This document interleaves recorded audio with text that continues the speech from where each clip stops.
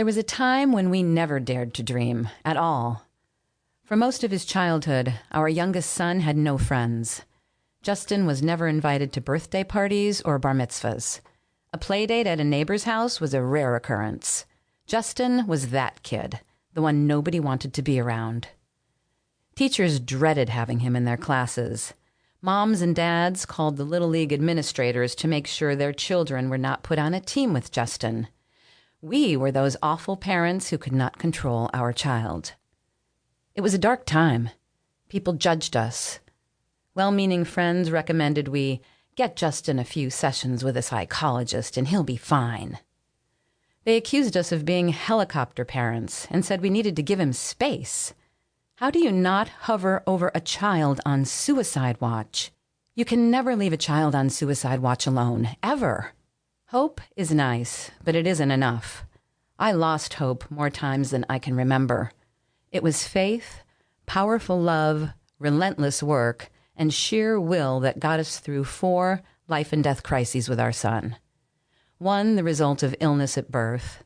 The other 3, by his own hand, attempted suicide, before the tender age of 11 years old. I thank God every day that we found Justin before he could follow through. He was our child. Even though he didn't believe in his worth, my husband Ron and I did, and so did his sister and brother, Stephanie and Connor. We had no choice but to help him. The problem was that we had no idea how. There was no map to follow. Parenting books didn't cover this, and especially at first, there was very little support.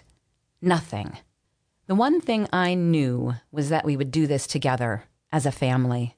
For years, Justin's challenges engulfed us. Ron, Stephanie, Connor, and I each shared the responsibility in our own ways. Our life was a maze. We'd travel down a path, hit a wall, and be forced to turn around and find another way through. Soon, blazing paths became our specialty. We were determined to never give up on Justin or our family. Along the way, we lost a lot of people we believed were our friends and supporters. We felt alone, forgotten, angry, and terrified. There were tears, fights, dread, you name it. Every ounce of our patience, marriage, and confidence was tested, everything. But we had each other, the 5 of us. We even came up with a slogan, BGOD, Bachman Gang or Die. Depression, anxiety, autism, Asperger's, Wilson's disease, oppositional defiance disorder, bipolar disorder, executive function disorder, paranoid schizophrenia, severe allergies. These were all the misdiagnoses Justin received before he was 11 years old. It wasn't until he was 12 that he was given the proper one, Tourette syndrome with coprolalia and dystonic tics, accompanied by ADHD and OCD. Once we knew the correct path to follow, our lives started to get better. That's why we called Justin's diagnosis of Tourette's our gift. It explained so much and allowed us to learn, adapt, and most important, advocate. Now, 10 years later, my heart is beating with anticipation. I'm crying, but the tears are no longer ones of fear and sorrow. These are joyful, full of love and pride.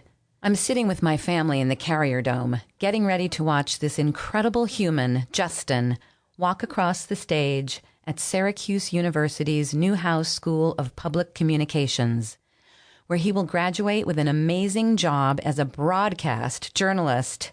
He is going to report the news, Tourette's and all.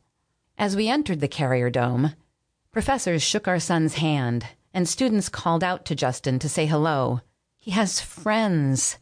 People wanted to sit with him, were asking him to hang out afterward. He has a future. To them, this was natural, but they had no idea of the true depth of this accomplishment. Ron, Connor, and I take photos to send to Stephanie and Matthew, as they were too far along in their pregnancy to make the trip. We're beaming with pride, watching Justin cross this stage and reflecting on the hundreds of stages he has crossed with a passion for sharing his journey, not only to live, but to save the lives of others lost in the darkness he once inhabited.